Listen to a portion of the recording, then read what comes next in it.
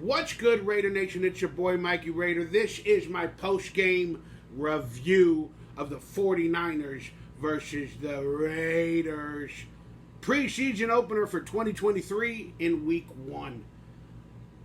Why am I doing it 2 days late? Because I had to let it marinate. I had to let the game marinate, and I'm going to try something different in today's video. So, we're not going to break down each player, who did good, where did who did what did when. Did that make any sense? I doubt it. We're going to talk about the unknown storylines from this week's game as I gathered and from my perspective. So, I hope you guys enjoyed today's video. Let me know if you would like a video like this with the unknown storylines from the game and my perspective of it. That being said, please hit that thumbs up, that like, that subscribe button. Consider supporting your boy with memberships for exclusive content, future live videos and hangouts, and a good old time helping me buy some tacos. That's right, it's your boy Mikey Raider, the Goonie, wearing the same shirt I wore a couple days ago in the live because I live in a box. I'm the man in the box. Well, what's got me so excited, Raider Nation? It's the fact that we won a game in the preseason. Is that really it? No. Apparently, we've won under the Josh McDaniels and Dave Ziegler era every preseason game so far with them. But this year seems a little bit different. Why? Because there is division, whatever side of the fence you're on, against or for. I'm not going to go into details, but there is a lot riding on McDaniels and Ziegler and a lot of the players on this team in reference to what has happened before. Whether you believe we have a snake in the grass, a part of our team, whether you believe we're the Patriots West, it's all up to you and your decision making. But at the end of the day, I know deep in most of our hearts, we are a Raider fan. So, let's try to do this from a fan perspective. I'm going to call it some of the truth, but it's my truth. It may not be your truth, but these are some of the unknown storylines that I saw from this week's game. All right, storyline number one that not a lot of people are talking about, nor should we, is the fact that the stadium was full of 49ers. That's right, the home Vegas stadium was full of 49ers fans. It was a sea of red. We all do know that the 49ers and Raiders have a major rivalry. We all do know that a lot of people cannot afford, and I'm not talking bad, but a lot of people cannot afford even a preseason game in Vegas. It's still that expensive for the whole trip and everything. But a lot of Raiders hate the 49ers, and they came down to this game, but it still was a sea of red. Is that because of all the lashback against McDaniels or Ziegler, or the pain or the division, and did Raider Nation not come out and support? Again, you can call it just a preseason game. Some people can say, why am I going to support a team that doesn't feel like they support me in the decisions and what's going on? But it's a sad state to see that some of the people were right when the Raiders were leaving to Vegas from Oakland to get their own stadium. It has now been proven to be a cash cow for the opposing team. It's a cash cow for our organization, but it's a cash cow only for fans of the opposing team. It happened all last year as well. Not all last year, but on many games, there was a sea of colors of fans of the other team. And it sickened me to my core. Will it change? I do not know the answer. If we win more, will it change? I do not know the answer. But as of right now, as a purebred Raider fan, I despise seeing our team not have a home advantage crowd. That's all I'm going to say about that. Whatever your takeaways are from that, you can discuss it later. The second storyline of the day is, why didn't McDaniels play Jimmy Garoppolo or Brian Hoyer? I mean, you can give excuses for Jimmy G coming off injury. You can give many excuses for Jimmy G. You know, he don't want him to get injured. He's coming back. He's working himself out. But how many excuses can you give for Brian Hoyer? You see what I'm saying? If he was brought in to be the pure backup to Jimmy G, the veteran backup that knows the system, you would think that he would have played at least a series or two. Now, that may change in game 2 or 3, etc., so on and so forth, but it's an interesting storyline to watch and witness. What does McDaniels do in preseason? I haven't liked a lot of his decisions so far, especially last year as well with not playing any of the starters. Will he do that this year? Kind of getting annoyed and perturbed. I'd like to see Jimmy G get on the field so he feels a little bit healthy by getting hit once or twice and he can move on from it. I'd like to see Brian Hoyer on the field so he can show what he truly has. But that led the way to Aidan O'Connell having a beautiful game, pride and poise in the pocket, and he looked fantastic. I'm not going to be a Debbie Downer all the time and say, oh, it's only preseason, this and that. But let's give credit where credit is due. It was nice to see a young rookie come in, especially since all eyes were on him, and watch him ball out. I'm not going to give you the stats and go into this and this and this and this and that. I'm giving you the unknown storylines. Now, the unknown storyline with number 4 is the jersey issue that creeped up a few months back when AOC, as they like to call them on the interwebs, got the number 4. A lot of people felt one way or another about it for the situation. But the truth is, a lot of us didn't understand why he picked number 4. So this is the storyline that came to light and the truth. Whether you believe it or you don't, you're on one side of the fence. This is what appears to be the truth of that storyline. Aidan O'Connell got the number 4. A lot of people were mad. Either deservedly so or not deservedly so. It doesn't matter. I do not care. But you would think he would want to be number 16 or a different number of his choosing. And apparently he had number 4. A lot of people said he probably picked that number. He was a fan of our former quarterback and stuff like that. So the division continued on Twitter.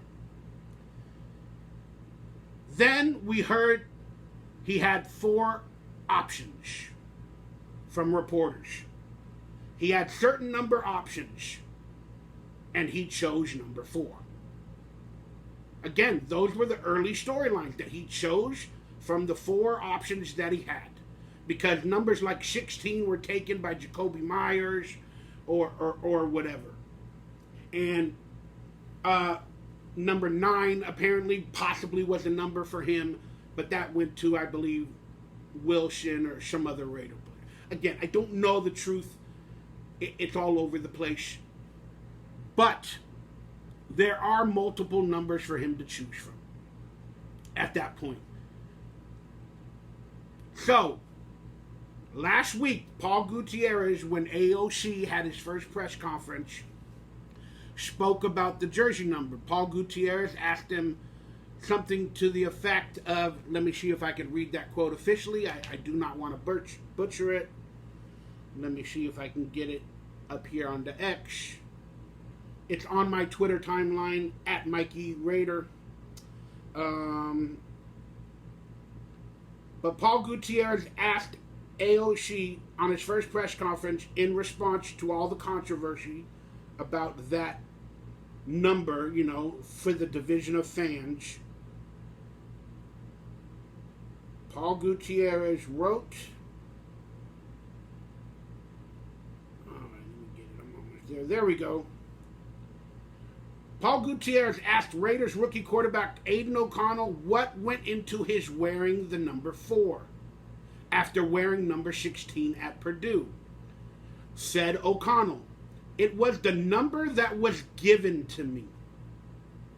I really don't care what number I play with. I'll play with any number, so I don't worry too much about that." The key takeaway from this is he answered, honestly, in the first sentence, it was the number given to me. Again, if he had options, there would have been multiple numbers given to him. He said it was the number given to him. A lot of people online don't think that to be the truth, but it's plain as day right there in writing. See if you guys can see it. It was the number given to me. So, did Josh McDaniels or whoever possibly not give him any other options? Because he said it was given to me. Did they only give him... If they gave him options, you think he would have answered differently. He would have said, "Oh, I chose that number out of respect for Carr," or "I like the number 4," or he would have gave another storyline. But when he was asked the question, he immediately said, "It was the number given to me." Then, per the controversy, his answer was, "I'll wear any number. I don't care." But he said it was the number given to him. So, is that spiteful vengeance from the Raiders organization? Did they run out of numbers? Did they literally have no quarterback numbers to give him options? Did they completely take away his option because he said it was given to him? And he's a young rookie. He's going to do whatever they tell him. Hey, here, we want you to play with number 4. Okay, I'm not going to question it. That's a storyline that not a lot of people are talking about. To some people, it proves either Josh McDaniels or somebody took away the option of him choosing his own number, and that kind of sucks. A lot of people see it as McDaniels being a snake in the grass still, trying to prove a point against Derek Carr or somebody in a spiteful manner. Maybe he's easily replaceable. But again, it's looking good so far, because now the number 4 will be compared to Derek Carr for the rest of his career. I don't know if they put a hindrance on Aidan O'Connell. If he plays better than Derek, again, nobody will say nothing. If he doesn't play better, then people will say something. It's just an interesting storyline that not a lot of people are talking about. Again, sometimes a snake proves they're a snake. And I hold my opinion as Josh McDaniels is trying to do something sarcastically or prove a point by giving him that number. Because I guarantee you there were other numbers available. All right, the third storyline, again, that nobody is talking about or mainstream media is the fact that the Raiders balled out, looked pretty good, even in the run game.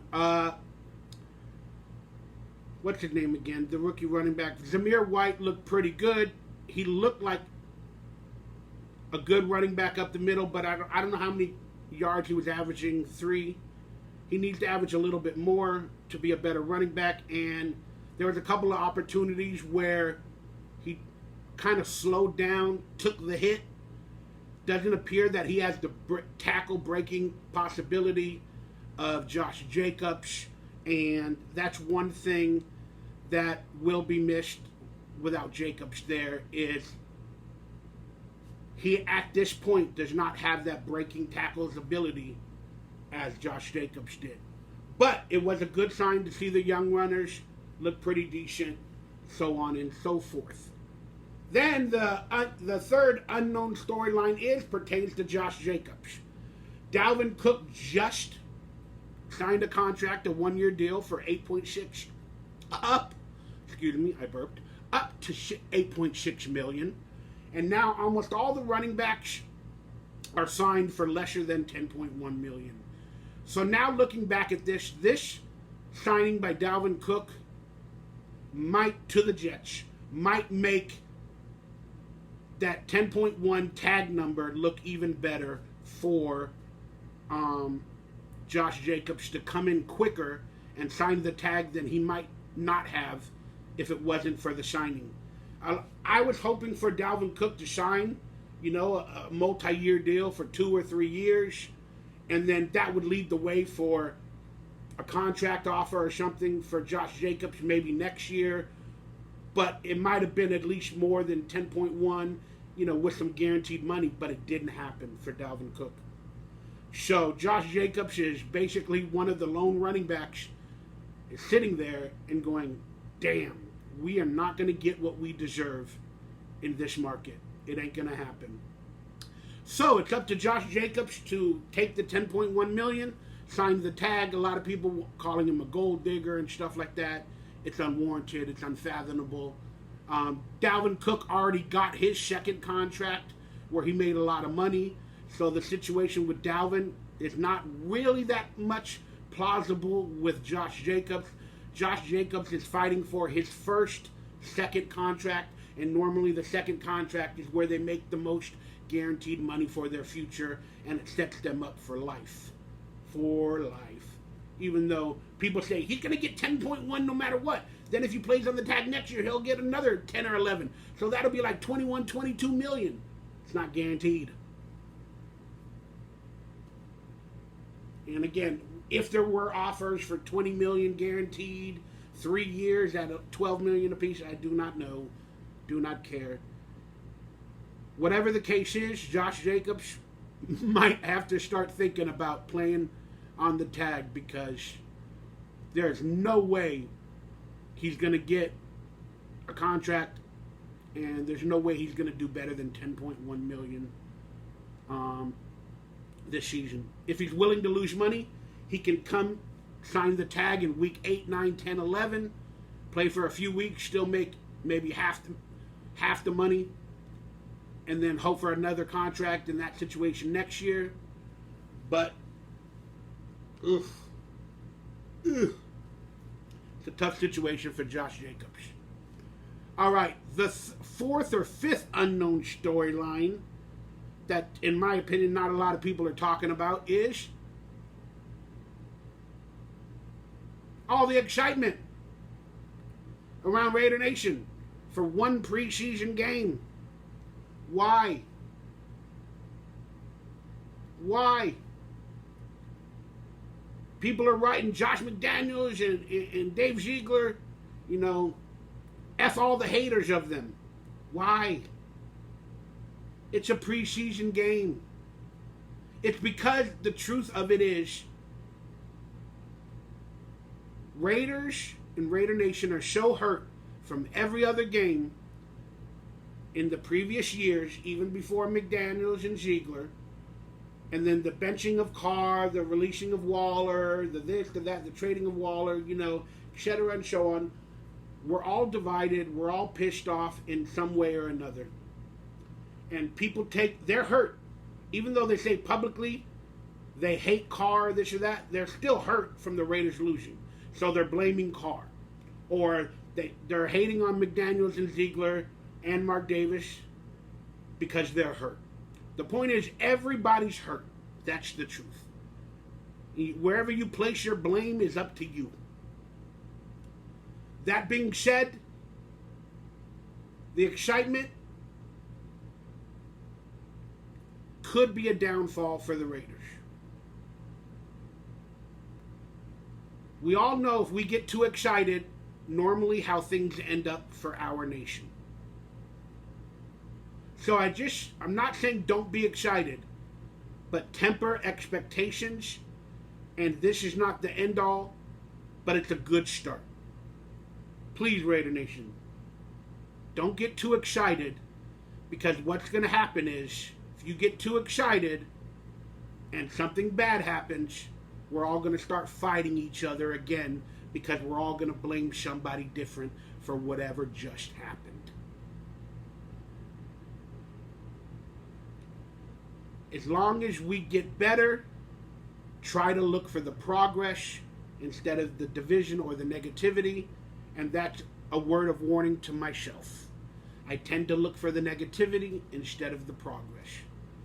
So, with the grace of God, with the grace of you guys, every once in a while, I go down, then I come back up, and I go down.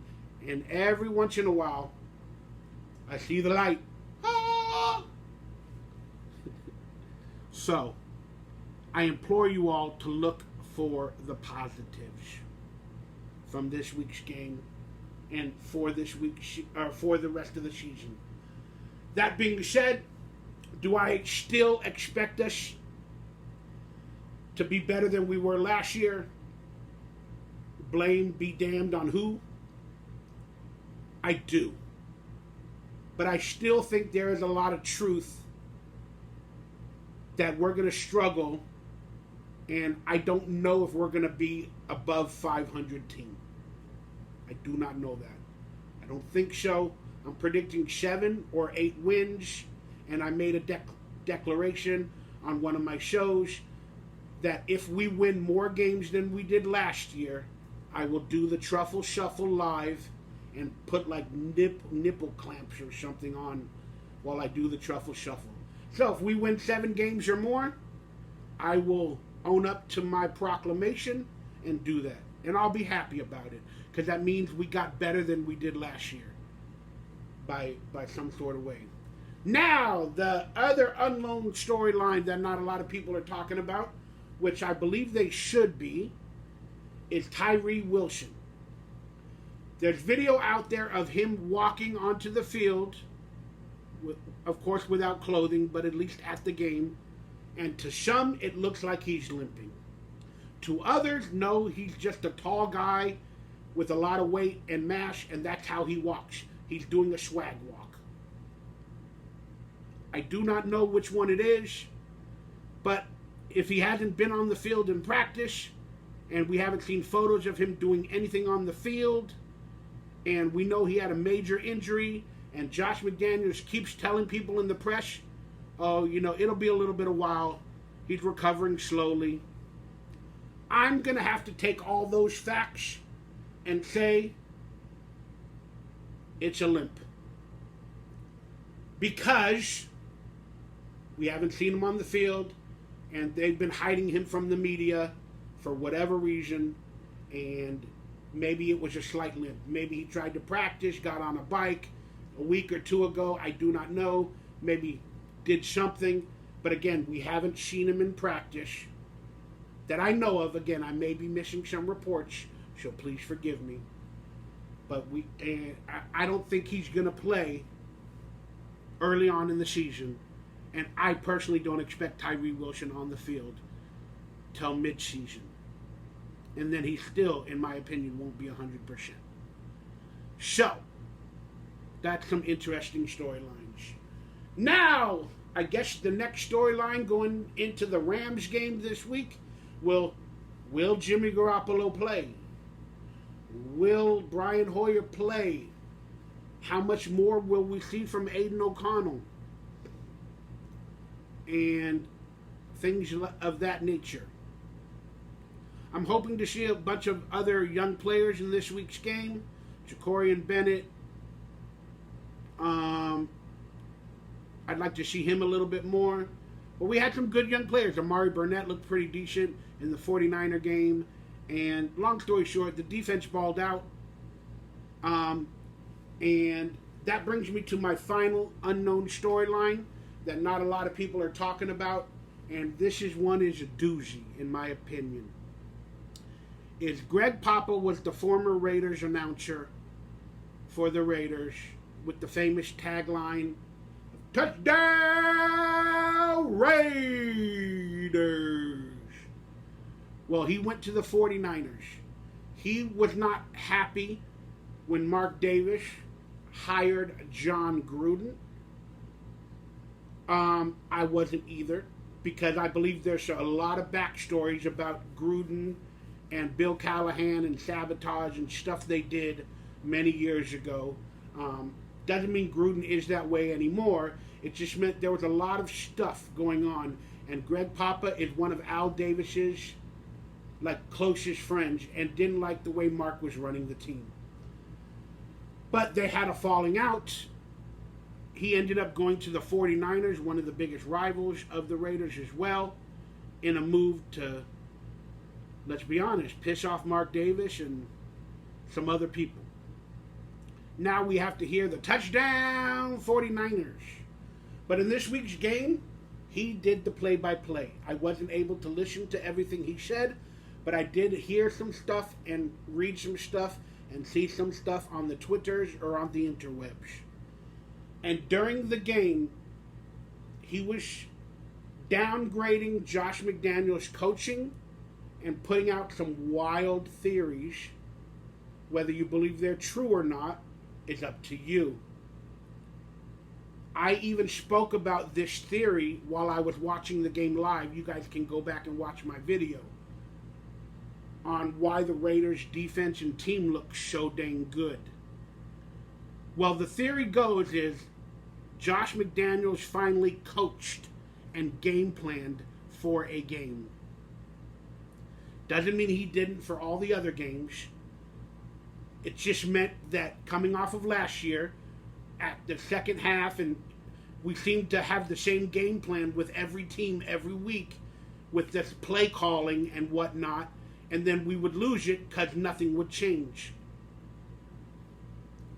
This week, Greg Papa was saying that Josh McDaniels game planned for the 49ers, putting in some major, explosive, and high-quality plays and game planning into this game. Now, why is that an issue? Well, in preseason, and I can't speak for everybody, but they do not play as good as they can, and they don't game plan for variety more so than being vanilla. Because they don't want to get players injured trying to do things that they really haven't done that early. And basically, it's a vanilla game plan on all sides of the ball. So, by Greg Papa saying that he game planned, maybe he added fire to the defense to do stunts on defense where they crisscross and they do a bunch of stunts. I don't know if that's illegal in the preseason. I think I thought maybe many years ago they said no stunts or major. That might be in the XFL or something, or no blitzing. I don't know. I don't think that's in the NFL in the preseason. Forgive me. I don't know my knowledge. But maybe they put in some major stunts and plays like that and game planned, to look that good. Because Josh McDaniels needs to look good with the Raiders this year, especially the defensive side of the ball. Maybe they amped it up a little bit and they really, really went all out. When most other coaches in the preseason, technically maybe it's an unthought of or an unspoken rule, maybe they don't do that. So maybe Josh McDaniels and Patrick Graham or whoever on the defensive side of the ball went above and beyond a possibly unspoken rule and game planned to get a big victory.